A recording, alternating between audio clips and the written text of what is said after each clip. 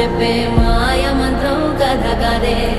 చంటోళ్లను భయపెట్టే భూచోడి కథ కదే, తాత ముత్తాతమ్మల భూతాల కథ కదే,